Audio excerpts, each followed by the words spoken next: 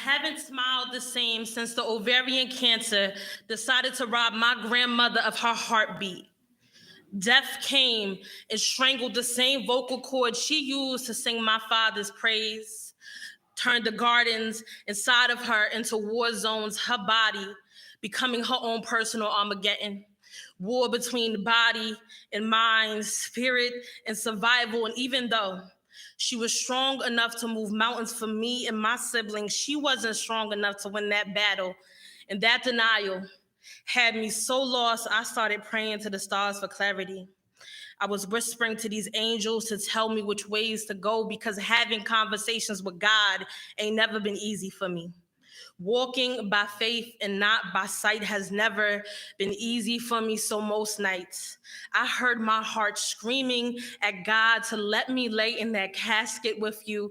Depression for breakfast, sipping on those memories by noon, and I've been walking around hollow since the age of 19 because when they lowered your body, my soul went too. You see, did that make me selfish to start to ignore comfort from God because I didn't want to forget your points of views, that irony that follows when people push prayers and scriptures like morphine, assuming that will help you and you were an angel in human form just for the devil to get violent with you. But that was a while ago. I stopped having conversations with my demons. When my depression attempted to rob my body of its heartbeat, I haven't smiled the same since. Didn't know if I was supposed to call that a homicide or attempted suicide, but I knew pain became my favorite drug of choice. And baby, did I relapse every time. Depression became my cancer. It was slowly eating away at my brain cells. I couldn't even comprehend how to push any more screams out and inhaling this hell on earth back in. And I tried.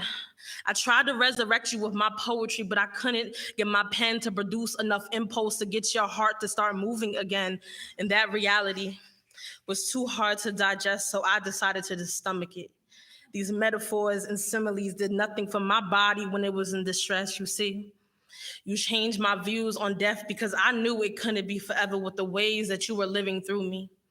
So now that I'm fighting my battles, I have no choice but to pray to the stars to be patient with me. Whisper to these angels to take this massacre that death left inside of me and give it some beauty. I started having more conversations with God because they said I needed to start healing. And even with all those words that he gave to me as a poet, I can never figure out how to make death sound pretty.